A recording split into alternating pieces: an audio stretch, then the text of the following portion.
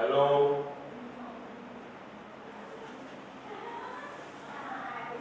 Good afternoon વિદ્યાર્થી મિત્રો.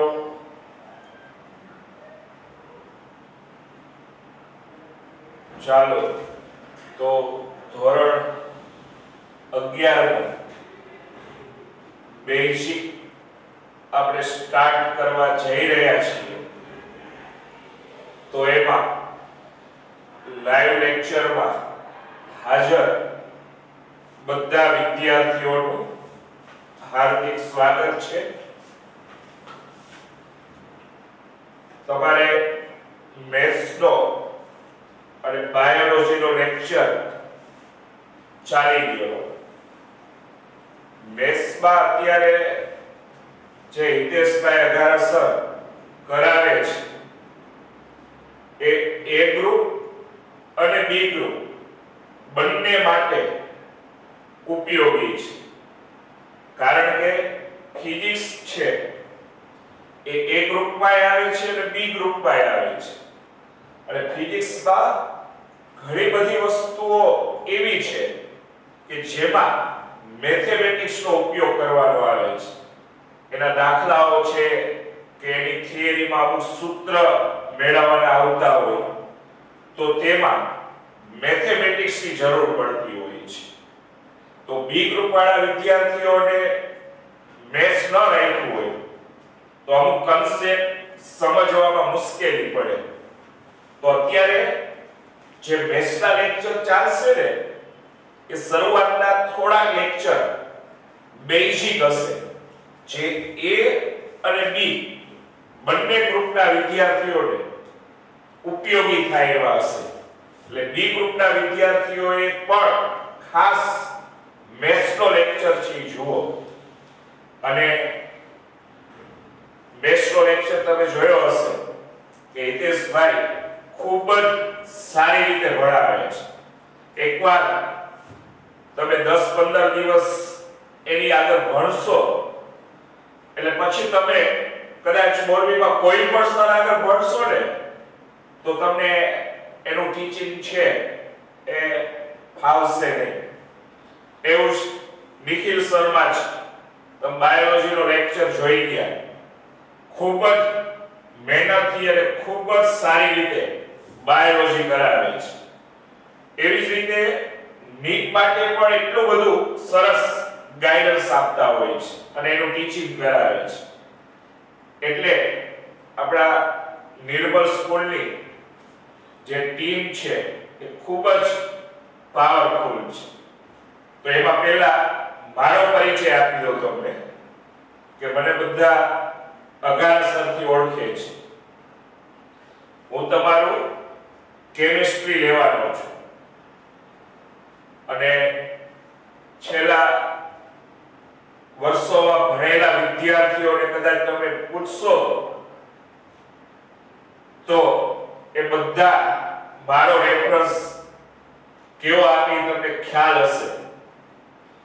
કેમિસ્ટ્રીમાં આટલા વર્ષોમાં 1 કે 2 વર્ષને બાદ કરતા વધારે માર્ક્સ આપણી સ્કૂલના વિદ્યાર્થીઓને જ હોય છે દર વર્ષે. તો 10મા ધોરણમાં તમે વિજ્ઞાન શીખી ગયા જેમાં મુખ્ય 3 ભાગ આવતા: ફિઝિક્સ, બાયોલોજી અને કેમિસ્ટ્રી. કેમિસ્ટ્રીમાં પણ તમે કેટલાક પાઠ 10મા ધોરણમાં શીખી ગયા છે અને 9મા ધોરણમાં શીખી ગયા છો.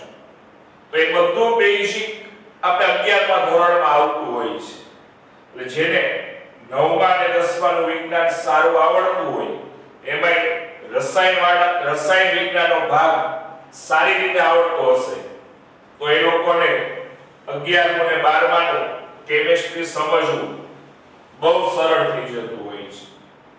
છતાં ત્રણેય સબ્જેક્ટમાં 10મા સુધી એવું હતું કે ઘણાને કેમિસ્ટ્રીમાં કંટાળો આવતો.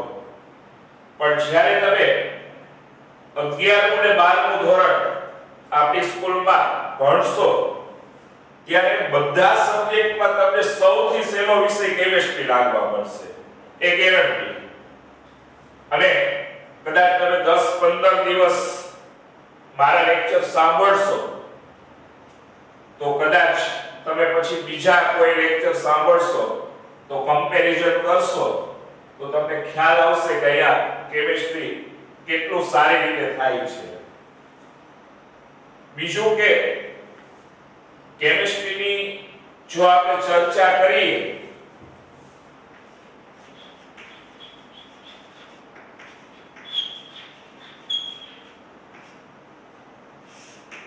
તો એમાં 10મા ધોરણમાં અમુક ચેપ્ટર તમે શીખી ગયા. ધાતુ અને અધાતુ છે, કાર્બન અને તેના સંયોજનો છે, રાસાયણિક પ્રક્રિયાઓ વિશે શીખી ગયા છો.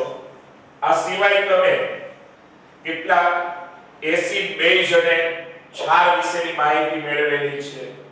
એવી જ રીતે 9મા ધોરણમાં અણુ અને પરમાણુઓ વિશે શીખી ગયા છો, પરમાણુઓના બંધારણ વિશે શીખી ગયા છો. એવી જ રીતે 9મા ધોરણમાં દ્રવ્ય વિશે શીખી ગયા છો.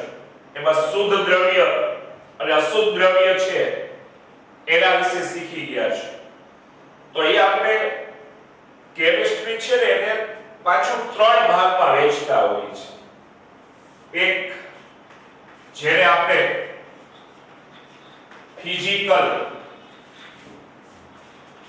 કેમિસ્ટ્રી કહેતા હોઈએ છે,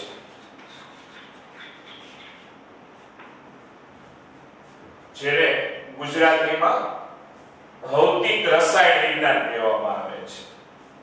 બીજો પાર્ટ છે ઓર્ગેનિક કેમિસ્ટ્રી,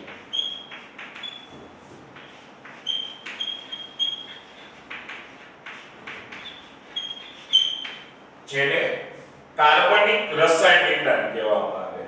તમારે 10માં કાર્બન અને એના સંયોજનો વિશે જે પાઠ આવતો હતો તો એનો સમાવેશ ઓર્ગેનિક કેમિસ્ટ્રીમાં થાય. તમારે રાસાયણિક પ્રક્રિયાના વેગ વિશેની માહિતી આવતી તો એ રાસાયણિક પ્રક્રિયાના વેગ વિશેની માહિતી ધરાવતો જે પાઠ છે એ ફિઝિકલ કેમિસ્ટ્રીની અંદર આવે. અને ત્રીજો પાઠ ઇનઓર્ગેનિક કેમિસ્ટ્રી, જેને અકાર્બનિક રસાયણ વિજ્ઞાન કહેવાય છે. 10મા ધોરણમાં તમારે ધાતુ અને અધાતુ વિશેનો પાઠ આવતો તો એ ધાતુ અને અધાતુ અકાર્બનિક રસાયણ વિજ્ઞાનમાં આવે. એટલે આપણું 11મા ધોરણનું રસાયણ વિજ્ઞાન અને 12મા ધોરણનું રસાયણ વિજ્ઞાન આવા 3 પાર્ટમાં વહેંચાયેલું છે. ભૌતિક રસાયણ વિજ્ઞાન એટલે કે ફિઝિકલ કેમિસ્ટ્રી, અકાર્બનિક રસાયણ વિજ્ઞાન એટલે કે ઇનઓર્ગેનિક કેમિસ્ટ્રી અને કાર્બનિક રસાયણ વિજ્ઞાન એટલે કે ઓર્ગેનિક કેમિસ્ટ્રી. આજે 11મા ધોરણની જો વાત કરીએ આપણે તો 11મા ધોરણમાં આપણું જે કેમિસ્ટ્રી છે એ 2 પાર્ટમાં વહેંચાયેલું છે.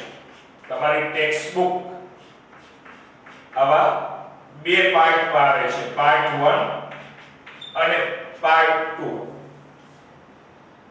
પાર્ટ 1 છે એમાં 7 ચેપ્ટર છે અને પાર્ટ 2 માં પણ 7 ચેપ્ટર છે. 11મા ધોરણમાં આપણે આવા 14 પાઠનો અભ્યાસ કરવાનો આવે છે. રસાયણ વિજ્ઞાનની આપણે ખાલી વાત કરીએ છીએ. એટલે કેમિસ્ટ્રીમાં 11મા ધોરણમાં તમારે આવા 14 ચેપ્ટર છે શીખવાના આવશે. 11મા ધોરણમાં આપણે જે એક્ઝામ હોય છે એ લોકલ હોય છે. 11મા ધોરણમાં જનરલી 3 એક્ઝામ લેતા હોય છે. એક જેને આપણે 6 માસિક કહીએ છીએ એનું જે પેપર હોય છે એ 50 માર્ક્સનું હોય છે. એવી જ રીતે બીજી જે એક્ઝામ આવે છે પ્રિલિમ એક્ઝામ કહેતા હોય એનું પેપર એ 50 માર્ક્સનું હોય છે. ત્રીજી એક્ઝામ જેને આપણે વાર્ષિક કહેતા હોય જે 80 માર્ક્સનું પેપર હોય છે. અને આમાં જે પેપર સ્ટાઇલ છે એમાં મુખ્ય થિયરી હોય છે. એમસીક્યુ નો ભાગ બહુ ઓછો હોય છે. 11 માની જે પેપર સ્ટાઇલ છે એમાં મુખ્ય થિયરી. અને વાર્ષિક પરીક્ષા જે 80 માર્ક છે એમાં 20 માર્ક ઇન્ટરનલ છે ઉમેરતા હોય છે. આવું 11મા ધોરણનું માળખું હોય. પણ આપણા માટે મુખ્ય 12નું ધોરણ હોય. તો 12માની ટૂંકમાં વાત કરીએ આપણે. તો 12મા ધોરણમાં આપણે સીધી બોર્ડ એક્ઝામની વાત કરીએ.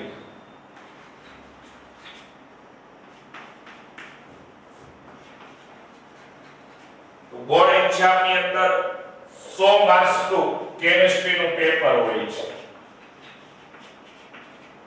અને એમાં 50 માર્ક્સની થિયરી હોય છે અને 50 માર્કના એમસીક્યુ હોય છે. 50 માર્ક્સની થિયરી અને 50 માર્કના એમસીક્યુ હોય છે. આ જે 50 માર્કના એમસીક્યુ હોય ને એમાં પાછી માઇનસ સિસ્ટમ ન હોય. તો હવે તમે ધારો કે 50 પ્રશ્ન જે વિકલ્પો વાળા છે એ તમે અટેન્ડ કરો તો કદાચ કાઈ ન આવડતું હોય અને તમે અનુમાન કરીને એબીસીડી જવાબ પૂરો તો એ સંભાવનાના નિયમ મુજબ 4 એક સાચું પડે. તો આરામથી 50 એમસીક્યુ માંથી જેને કાઈ આવડતું નથી એને પણ સંભાવનાના નિયમ મુજબ આના ચોથો ભાગ છે સાચો પડે. એટલે અંદાજિત 13 એમસીક્યુ તો એમને સાચા પડે. કાઈ વાંચ્યું ન હોય તોય કાઈ વાંચ્યું ન હોય તો પણ 13 એમસીક્યુ સાચા પડી જાય જે સંભાવનાનો રૂલ્સ કે એ મુજબ. કારણ કે આમાં માઇનસ સિસ્ટમ તો છે ને. તો એબીસીડી તમે 50 પ્રશ્નોમાં કઈ આવડતું નથી ને પૂરી નાખો તોય 13 એમને સાચા પડી જાય. બીજું કે તમે આખું વર્ષ મહેનત કરી હોય તો બાકીના જે 37 પ્રશ્ન હશે એમાંથી થોડું ઘણું તો તમને યાદ રહી ગયું હોય. કદાચ કોઈ આપણે એમ કે સાવ મીડિયમ લેવલનો વિદ્યાર્થી છે તો એ 37 માંથી આરામથી 10 માર્ક્સ છે તો આરામથી લઈ આવે. એટલે આ 23 માર્ક એમસીક્યુ માં લેવા એકદમ સરળ છે. બાકી 50 માર્કની જો થિયરી છે એમાંથી 10 માર્ક પણ જો આવી જાય તો પણ પાસિંગ માર્ક છે થઈ જાય. એટલે આ સાયન્સ સબ્જેક્ટમાં પાસ થવું એકદમ સરળ છે. તમે જોશો તો હમણાં સાયન્સનું રિઝલ્ટ આવી ગયું. હવે કોમર્સનું રિઝલ્ટ આવશે. તો કોમર્સ કરતા દર વર્ષે સાયન્સનું રિઝલ્ટ ઊંચું આવે છે. એટલે ઘણા વિદ્યાર્થી અવઢવમાં હોય કે સાયન્સ રાખવું કે કોમર્સ રાખવું. તો અવઢવમાં હોય એના માટે તમે રિઝલ્ટની કમ્પેરિઝન કરશો તો કોમર્સ કરતા સાયન્સનું રિઝલ્ટ છે ઘણું ઊંચું આવે છે. અને સાયન્સ રાખીને જે વિદ્યાર્થી ભણતા હોય છે એનામાં ઘણા બધા ગુણો વિકસતા હોય છે. એક તો વધુ મહેનત કરવાની ટેવ પડતી હોય છે. સાયન્સમાં મોટા ભાગના વિદ્યાર્થીઓ મહેનતુ હોય એટલે એને સારું ગ્રુપ મળે. એટલે બીજા બધા સંસ્કારોની બાબતમાં કે ડિસિપ્લિનની બાબતમાં પણ સાયન્સનો સ્ટુડન્ટ છે કોમર્સથી અલગ તરી આવતો હોય છે. એટલે સાયન્સ રાખી અને એમાં આપણે અભ્યાસમાં આગળ વધીએ તો આપણું ફ્યુચર એ ઘણું સારું છે. બીજું કે 12મા ધોરણમાં બી ગ્રુપ હશે તો એને મેડિકલમાં એડમિશન માટે મેડિકલ છે કે આયુર્વેદિક છે કે હોમિયોપેથી છે મોટા ભાગની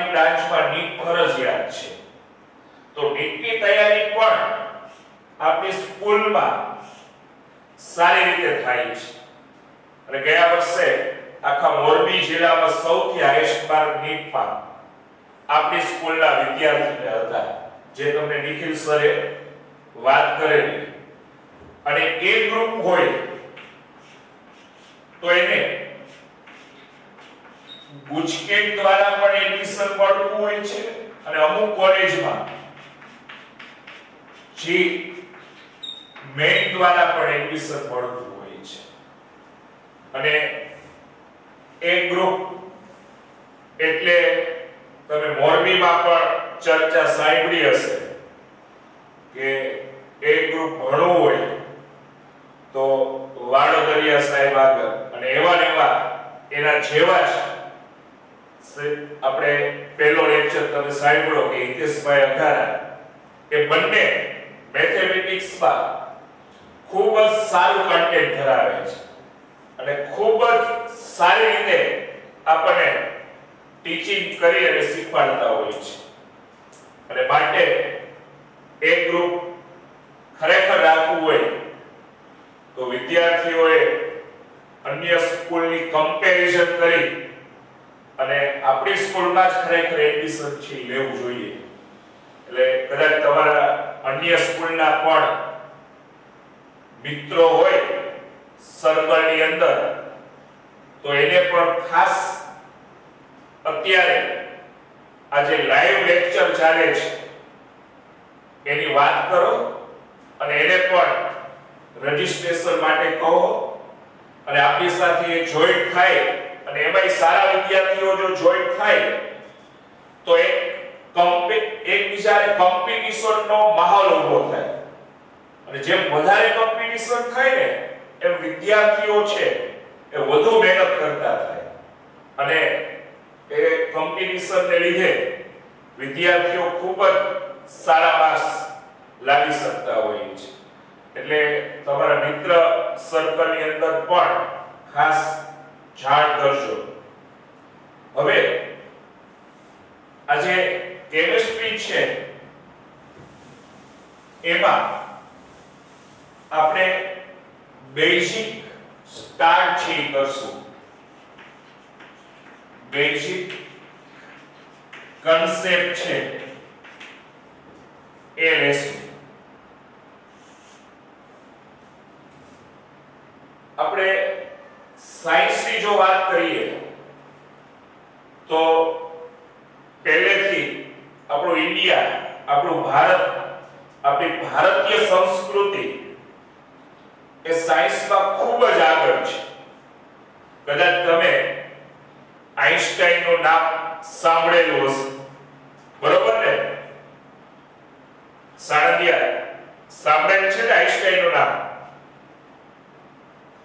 તો આઈન્સ્ટાઈને કઈ થિયરી આપેલી કેસે કોઈ? કાવર, કલોરા, કયો જોઈ? આઈન્સ્ટાઈને કઈ થિયરી આપેલી છે ખ્યાલ કોઈને? ફળદુ.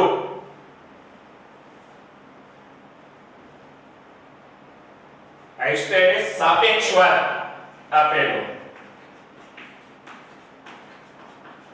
જેને આપણે રિલેટિવિટી થિયરી કહીએ છીએ.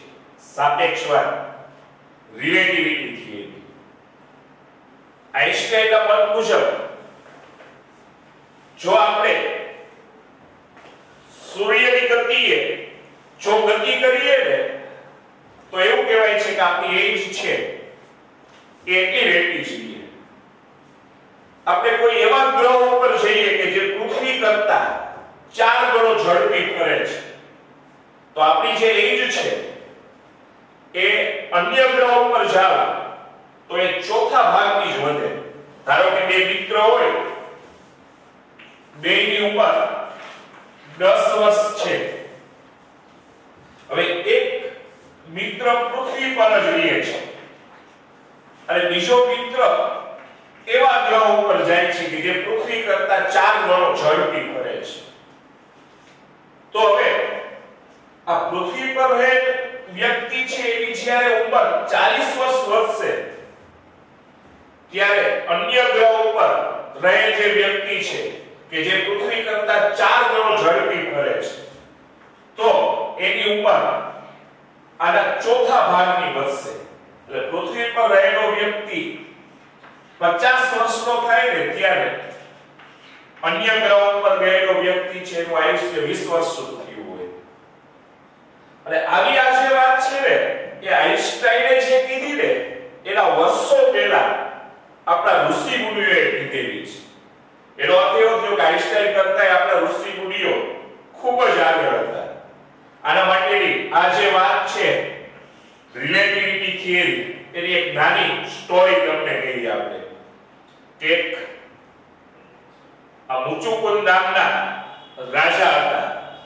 એક મુચુકુંદ નામના રાજા હતા જે પૃથ્વી પર ખૂબ જ સમ્રાટ જે રાજા કહેવાય કે જે બધાને યુદ્ધમાં હરાવી શકે એવા હતા. ખૂબ જ શક્તિશાળી હતા.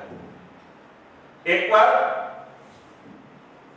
આજે દેવ અને દાનવ અસુરો વચ્ચે યુદ્ધ થયું. એમાં દેવો છે હારી ગયા જેને લીધે ઇન્દ્ર દુખી થઈ ગયા. પણ ઇન્દ્રને કોઈને કીધું કે પૃથ્વી પર એક મહાન સમ્રાટ રાજા છે કે જે મુચુકુંદ રાજા છે કે એને જો આપણે આપણી સાથે યુદ્ધ કરવા માટે મનાવી લઈએ તો આપણે એ અસુરો ઉપર અથવા તો દાનવો ઉપર વિજય મેળવી શકીએ.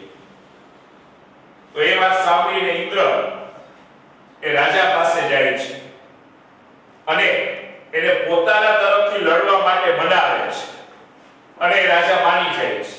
અને પછી આ દેવો અને દાનવો વચ્ચે ભયંકર યુદ્ધ થાય છે જેમાં રાજા પણ દેવો તરફથી ભાગ લે છે. અને એ યુદ્ધ આશરે 1 વર્ષ સુધી ચાલે છે. અને 1 વર્ષના અંતે દેવો એ દાનવો ઉપર વિજય મેળવે છે. અને પછી આ મુચુકુંદ નામના જે રાજા છે એ દેવો પાસેથી રજા લે છે કે હવે મને મારા પૃથ્વી લોક ઉપર છે જવા દો. તો ત્યારે એને દેવ શું કહે છે એ ખાસ સાંભળવા જેવું છે કે એને ત્યારે આ ઇન્દ્રદેવ એવું કહે છે કે હવે તમે પૃથ્વી લોક ઉપર જઈને શું કરશો કે અહીંયા ભલે તમે એક જ વર્ષ યુદ્ધ કર્યું પણ પૃથ્વી પર 500 વર્ષો વીતી ગયા છે. જો આ જે વાત છે સાપેક્ષવાદની કે અહીંયા એક જ વર્ષ યુદ્ધ કર્યું તો સ્વર્ગ લોકમાં પણ પૃથ્વી લોક ઉપર 500 વર્ષ નીકળી ગયા હતા. એટલે હવે તમે પૃથ્વી લોક ઉપર જઈને શું કરશો ત્યાં તમારા સગા સંબંધી તમારા પુત્ર પત્ની આ બધા તો મૃત્યુ પામેલા છે. અહીંયા તો 500 વર્ષ નીકળી ગયા છે. નથી હવે કોઈ તમને ઓળખતું કે જઈને શું કરશો. અને પછી એ મુચુકુંદ નામના રાજા છે એ ઇન્દ્રદેવ આગળ ઇન્દ્રદેવ છે એના ઉપર ખુશ થઈને એને વરદાન માંગવાનું કહે છે કે તમે કોઈ એવું વરદાન માંગો એમ. અને ત્યારે રાજા એ ઇન્દ્ર પાસે વરદાન માંગે છે કે હું યુદ્ધ કરીને એટલો બધો થાકી ગયો છું કે મને એવું વરદાન આપો કે હું આરામ કરવા માંગુ છું. અને હું આરામ કરતો હોય ત્યારે જો મને કોઈ ખલેલ પહોંચે અથવા તો મને કોઈ ઉઠાડે તો એ બળીને ભસ્મ થઈ જાય. અને ઇન્દ્રદેવને વરદાન આપી દે છે. અને એ રાજા છે એ પૃથ્વી લોક ઉપર કોઈ ગુફામાં જઈને સૂઈ જાય છે. અને અમુક વર્ષ પછી કૃષ્ણ ભગવાન અને કાલયવન વચ્ચે યુદ્ધ થાય છે. અને કાલયવન પણ ખૂબ જ શક્તિશાળી હતો. એટલે કૃષ્ણ ભગવાન એને જીતી શકે એમ નહોતા. તો કૃષ્ણ ભગવાન એ યુદ્ધ દરમિયાન રણ છોડીને ભાગી જાય છે. એટલે જ આપણે એને રણછોડથી ઓળખીએ છીએ. અને રણ છોડીને જે ઓલા રાજા સૂતા હતા એ ગુફામાં જાય છે. અને પોતાના જે કપડા પિતાંબર એને ઓઢાડી દે છે. પોતે સંતાઈ જાય છે. અને પાછળ કાલયવને કૃષ્ણ ભગવાનની પાછળ આવતો હોય છે. અને જેવો એ ગુફામાં જાય છે ત્યારે એ રાજાને જે પિતાંબર ઓઢાડી દીધું એ જોઈને કાલિય માટે એવું લાગ્યું કે આ કૃષ્ણ ભગવાન સૂઈ ગયા છે એટલે એને ઉઠાડે છે અને ઉઠાડે છે એટલે ખરેખર હોય છે રાજા અને એને વરદાન હતું કે જો એને કોઈ ખલેલ પહોંચાડે કે ઉઠાડે તો બળીને ભસ્મ થઈ જાય તો યા કાલિય છે એ તરત જ મૃત્યુ થઈ જાય છે પણ આ સ્ટોરી કહેવાનો અર્થ એ હતો કે આપણા ઋષિ મુનિઓએ આવી વાત કરેલી છે કે ત્યાં સ્વર્ગલોકમાં 1 વર્ષ થયું ત્યારે પૃથ્વી ઉપર 500 વર્ષ છે વીતી ગયા હતા એનો અર્થ એવો થયો કે આઈન્સ્ટાઈન કરતા આપણા ઋષિ મુનિઓ ખૂબ જ આગળ હતા એટલે આપણા ભારતના લોકોમાં વારસાગત આ સાયન્સની પ્રકૃતિ આવેલી છે એટલે આપણે જો સાયન્સ વિષયમાં આગળ વધીએ તો આપણામાં પહેલેથી એવું ટેલેન્ટ છે કે આપણે સ્વીકારીને ઘણા બધા આગળ જઈ શકીએ એમ છીએ તો હવે આજે કેમિસ્ટ્રીની જો વાત કરીએ આપણે તો એના બેઝિક કન્સેપ્ટમાં આજે આયનીય સંયોજનો છે એનું આપણે નામકરણ શીખવું છે આયનીય સંયોજનો છે એનું નામકરણ છે શીખવું છે તો એના માટે આયનીય સંયોજનો ધારો કે NaCl હોય તો તમે જાણો છો કે આયનીય સંયોજન છે એનું આયનીકરણ કરો તો આવા બે આયન રહેલા હોય જેમાં એક આપણે ધન આયન કહેતા હોય અને બીજો ઋણ આયન કહેતા હોય તો આવા આયનીય સંયોજનોનું જો આપણે નામકરણ કરવું હોય તો પહેલા આપણને આ ધન આયન છે કે ઋણ આયન છે એના નામ આવડવા જોઈએ તો આપણે પહેલા ધન આયનના નામની ચર્ચા કરીએ આપણે એવા ધન આયન લઈએ કે જેનો વીજભાર +1 હોય એવા ધન આયન લઈએ કે જેનો વીજભાર +1 હોય તમે 9મા ધોરણમાં અને 10મા ધોરણમાં કેમિસ્ટ્રી શીખી ગયા એવા તત્વોનું આવર્તીય વર્ગીકરણ શીખી ગયા તો એવા તત્વોનું કુલ 18 સમૂહ અને 7 આવર્તમાં વર્ગીકરણ કરવામાં આવે છે કુલ 18 સમૂહ અને 7 આવર્તમાં વર્ગીકરણ કરવામાં આવે છે તો એમાં જે પહેલો સમૂહ છે ઊભી લાઈન હોય ને આવર્ત કોષ્ટકમાં એને સમૂહથી ઓળખવામાં આવે અથવા એને કુટુંબ કહેવામાં આવે છે તો સમૂહ 1 માં કયા તત્વો હોય કેસે કોઈ સમૂહ 1 માં કયા તત્વો હોય કયો જોઈ કગતરા સમૂહ 1 માં કયા કયા તત્વો આવેલા હોય ચાલો એ સિવાય કોઈ કાલિયા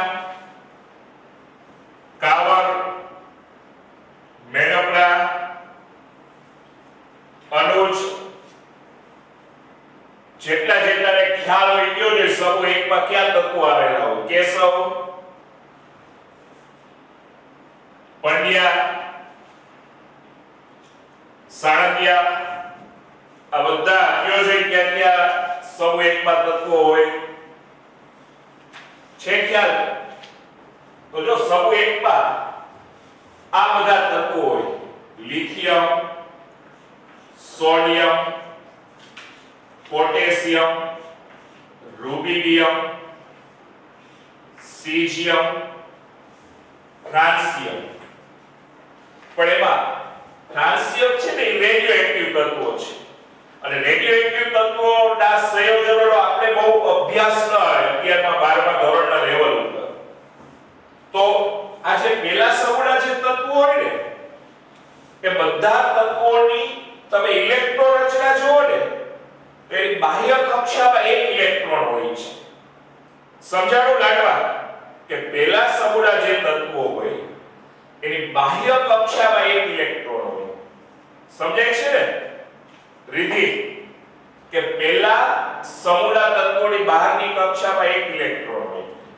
તો એ જે એક ઇલેક્ટ્રોન હોય ને એ શું કરે પ્રક્રિયા દરમિયાન બીજાને આપે અને આથી એ તત્વો ઉપર છે ને આ +1 વીજભાર હોય પેલા સમૂહના દરેક તત્વો ઉપર +1 વીજભાર હોય જેને એની સંયોજકતા કહેવાય કે પેલા સમૂહના તત્વોની સંયોજકતા એક છે તેના ઉપર રહેલો વીજભાર એ જ એની સંયોજકતા કહેવાય તેના પર રહેલો વીજભાર એ જ એની સંયોજકતા કહેવાય તો આ બધાના નામ પોતાનું મૂળ નામ છે એ બોલાય છે કે Li 1+ હોય ને તો એને લિથિયમ કહેવાય છે એને પ્લસ ને સોડિયમ કહેવાય છે કે પ્લસ ને પોટેશિયમ કહેવાય છે આરબી પ્લસ ને રૂબિડિયમ કહેવાય છે સીએસ પ્લસ ને સીઝિયમ કહેવાય છે તો પહેલા તો આપણે આ ધન આયનના નામ આવડવા જોઈએ અને એ યાદ રાખવા પડે આપણું કેમિસ્ટ્રી એવું છે કે ઘણી વસ્તુ યાદ પણ રાખવી પડે છે મોટા ભાગે સમજવાનું હોય પણ કેટલીક વસ્તુ એવી હશે કે જે તમારે યાદ રાખવી પડે એટલે કેમિસ્ટ્રીમાં સમજ શક્તિની સાથે સાથે યાદ શક્તિ પણ સારી જરૂરી છે તો હવે આ સિવાય જે આપણે +1 વીજભારો એવા આયન લેવા હોય તો NH4 कैसे आનું શું નામ હોય NH4 1+2 NH4 ગામી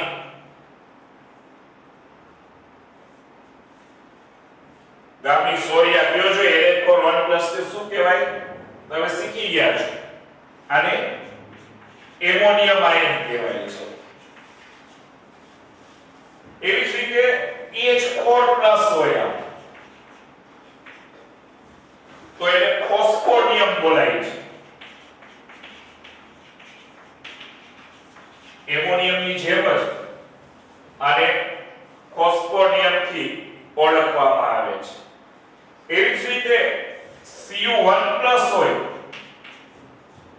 તો એને Q+ કહેવાય છે અને ઘણીવાર કોપર 1 લખાય છે કોપર બાજુમાં રોમન આંકમાં 1 લખાય છે Q+ કહેવાય છે અને ઘણીવાર કોપર 1 લખ્યું હોય આ બાજુમાં રોમન આંકમાં શું કામ લખતા હોય છે તો કે કોપર એવું તત્વ છે કે એની સંયોજકતા 1 હોય અને 2 પણ હોય એટલે કે એનો વીજભાર +1 હોય ને +2 હોય છે અને જેના આવા અલગ અલગ વીજભાર હોય ને તો એ કયો વીજભાર ધરાવે છે એ દર્શાવવા માટે બાજુમાં રોમન આંકમાં એની સંયોજકતા અથવા ઓક્સિડેશન સ્થિતિ કહેવાય છે એ દર્શાવવામાં આવે પણ આમાં એવું લખવાની જરૂર નહીં લિથિયમ બાજુમાં 1 લખવાની જરૂર નહીં શું કામ તો કે લિથિયમની +1 સિવાય બીજી કોઈ સંયોજકતા હોતી નથી સમજાણો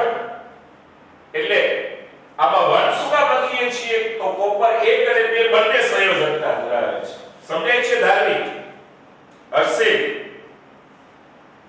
તો એ બધાને હર્ષ સમજાય છે ને હોરણિયા આ સિવાય હજી +1 વાળું કદાચ તમને ખ્યાલ હોય કે Hg1+ શું કહેવાય આને કેસે કોઈ ચાલો કેવલ યુક્તિ કયો જોઈએ Hg1+ તે શું બોલાય છે તો આને મર્ક્યુરસ કહેવાય છે શું કહેવાય છે મર્ક્યુરસ તરીકે ઓળખવામાં આવે Hg1+ હોય તો એને મર્ક્યુરસ થી ઓળખવામાં આવે Ag1+ હોય તો સિલ્વર બોલાય છે Au1+ હોય તો એને ઓરસ અને ઘણીવાર ગોલ્ડ 1 પણ લખાય છે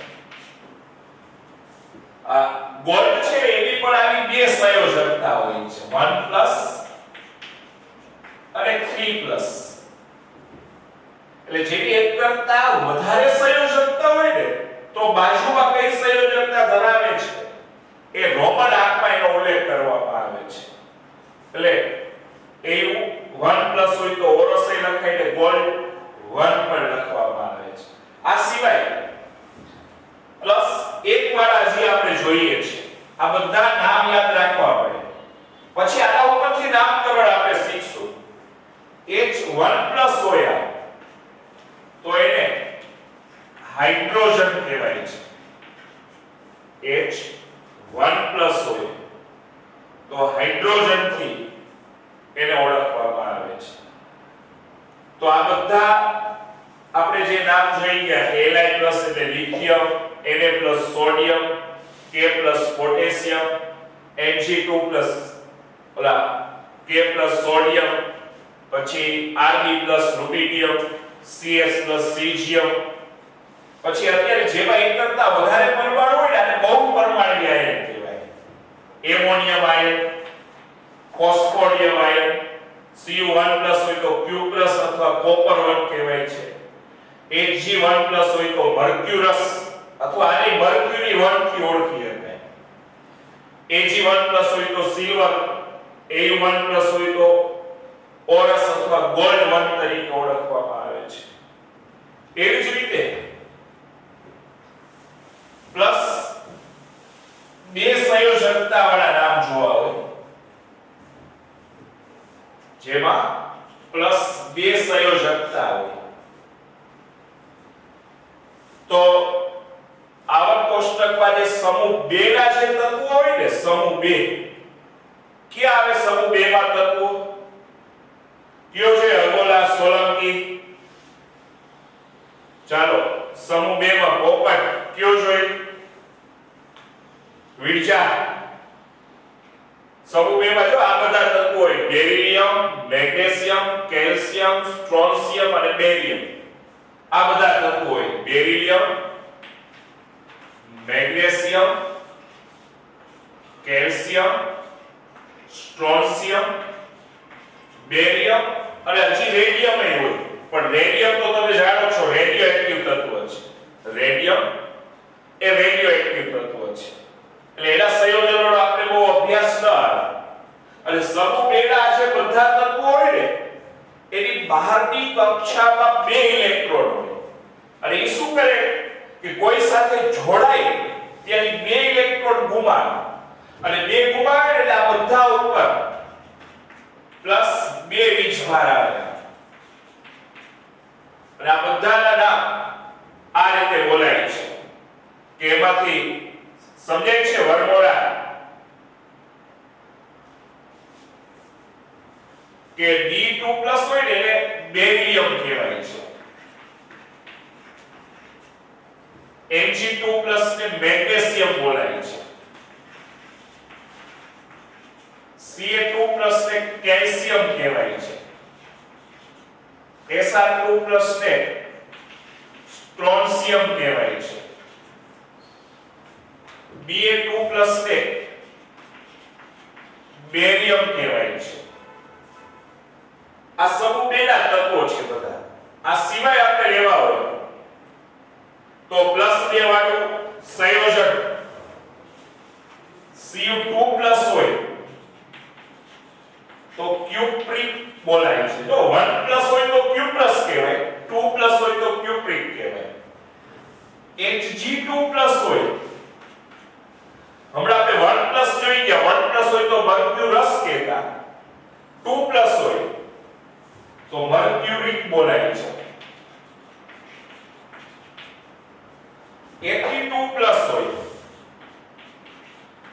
તો ફેરસ કહેવાય છે Sn2+ હોય તો સ્ટેનસ કહેવાય અથવા એને ટીન 2 થી ઓળખવામાં આવે છે આને શું કામ પાછળ રોમન આંકમાં લખીએ છીએ તો ટીનની સંયોજકતા 2 હોય કે 4 હોય એટલે ટી પ્લસ ને એક ભારે ધરાવે એટલે 4 ધરાવે છે તો તો એ બેમાંથી કયો ધરાવે છે એવું ઉલ્લેખ કરવા બાજુમાં રોમન આંકમાં 2 વડે દર્શાવવામાં આવે. આ ફેરસ છે એમાં બાજુમાં આયર્ન 2 લખી શકાય છે. આયર્ન 2 અને કોપર 2 પણ દર્શાવતા હોય અને મર્ક્યુરી 2 વડે બતાવતા હોય. Pb2+ હોય તો એને પ્લમ્બમ થી ઓળખાય છે. પ્લમ્બમ અથવા લેડ 2 થી ઓળખવામાં આવે છે. તો આ બધા +2 વીજભાર ધરાવતા હોય. જેને 2+ હોય તો એને ઝીંક થી ઓળખતા હોય છે. એને 2+ હોય તો એને નિકલ થી ઓળખવામાં આવે છે. તો આ બધા એવા છે તત્વો કે એના +2 વીજભાર છે. પણ આને આ જ કહેવાય યાદ રાખવું પડે કે B2+ ને બેરિયમ કહેવાય, Cu2+ ને Q+ કહેવાય, Hg2+ ને મર્ક્યુરિક કહેવાય, Fe2+ ને ફેરસ કહેવાય. એ આપણે યાદ રાખવું પડે. તો આ +2 વીજભાર વાળા આપણે જોઈ ગયા, +3 વાળા જોઈએ આપણે. પછી એના નામકરણ વિશે જોશું. +3 માં કે આ Al3+ છે જેને આપણે એલ્યુમિનિયમ કહીએ છીએ.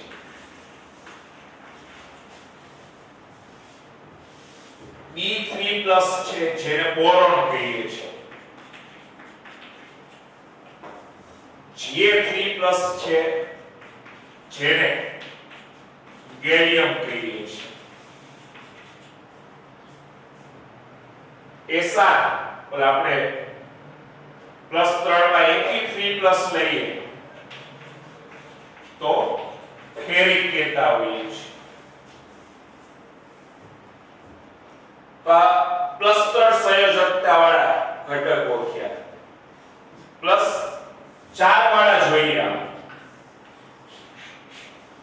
તો Sn4+ હોય તો એને સ્ટેનિક કહેવાય છે અથવા ટીન 4 થી લખવામાં આવે. ટીન બાજુમાં રોમન આંકમાં 4 લખવામાં આવે. Pb4+ હોય તો પ્લમ્બિક બોલાય છે. પ્લમ્બિક અથવા લેડ 4 કહેવાય છે રોમન આંક. આ +3 માં તમે Au લખી શકો. Au3+ ઓરિક બોલાય. ઓરસ અને ઓરિક Au1+ હોય ને તો ઓરસ કહેવાય છે. ખાલી એકલું Au હોય ને તો ઓરમ કહેતા હોય છે. આ મૂળ નામ ઓરમ છે જે ગોલ્ડ થી ઓળખીએ છીએ. આ Hg છે ને એને આપણે મર્ક્યુરી કહીએ પણ ખરેખર મૂળ નામ આવું હાઇડ્રોગોરસ હોય છે. હાઇડ્રોગોરસ અથવા પારો અથવા એને મર્ક્યુરી કહેતા હોઈએ છે.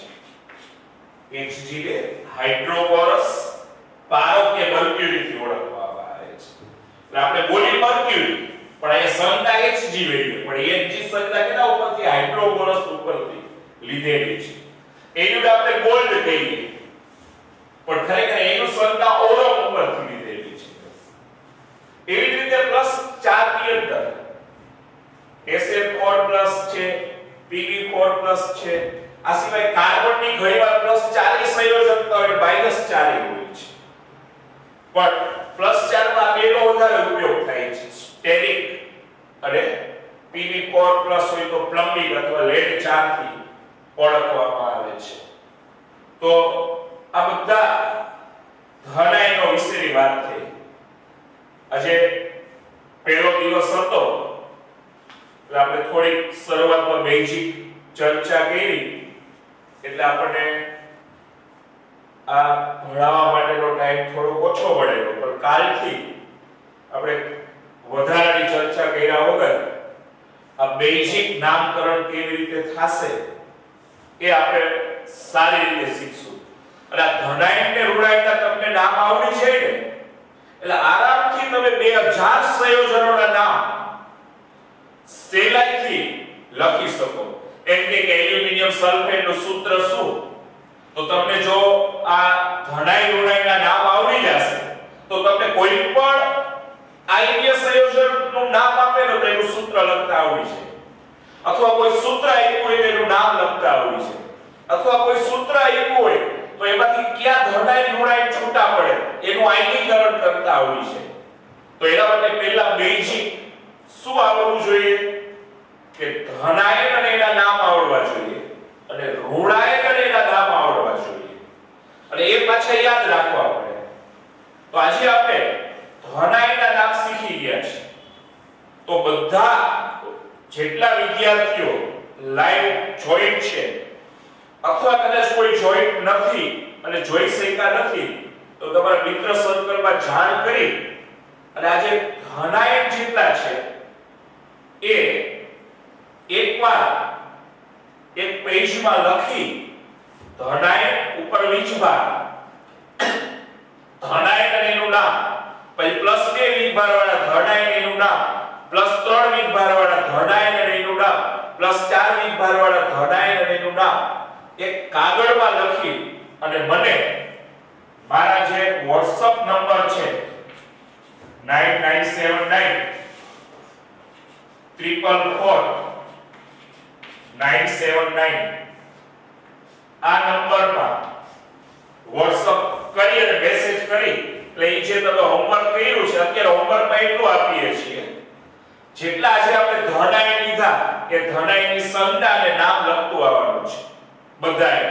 અને જે હોમવર્ક કર્યું છે એનો ફોટો કોપી કરી અને મારા WhatsApp પર સેન્ડ કરી દેજો અને કાગળમાં તમારું નામ ખાસ લખજો જેથી કરીને આપણે તમે રોજે રોજ ડેઈલી વર્ક કરતા રહ્યો એનો ખ્યાલ આવે. આજે ઓછું જાણ્યું છે પણ કાલથી રેગ્યુલર વર્ક છે શરૂ થઈ જશે એટલે હજી કોઈ તમારા ફ્રેન્ડ સર્કલમાં બાકી રહી ગયા હોય તો એને ખાસ જાણ કરજો કારણ કે શરૂઆતની બેઝિક માહિતી અગત્યની છે. 2-3 લેક્ચર આપણે બેઝિક માહિતી આપશું અને પછી 11મું ધોરણ સ્ટાર્ટ કરી દઈશું. પછી 2-3 લેક્ચર પછી 11મું ધોરણ સ્ટાર્ટ થઈ જશે પહેલા પાઠથી. એટલે રેગ્યુલર લેક્ચર જોતા રહેજો. અને ફરી એકવાર કહી દઈએ કે મેથ્સના લેક્ચર એ બી ગ્રુપ વાળા ખાસ જોજો. તમારે ફિઝિક્સમાં ગણતરીમાં કે દાખલાઓ ગણતી વખતે મેથ્સના કેટલાક કન્સેપ્ટ ક્લિયર હોય તો બહુ સરળ પડતું હોય છે. એટલે બેઝિક જે મેથ્સ ચાલે છે ભલે બી ગ્રુપ રાખવું હોય છતાં આપણે શીખજો બેઝિક મેથ્સ છે. ઓકે, ચાલો બધાને ફરીથી ગુડ આફ્ટરનૂન અને કાલે પાછા આપણે મળશું ને આજ પાઠમાં આગળ વધારશું અને હોમવર્ક રોજ જેટલું આપીએ એટલું કરતા રહેજો. ઓકે, બાય બધાને, ફરી મળીએ કાલે.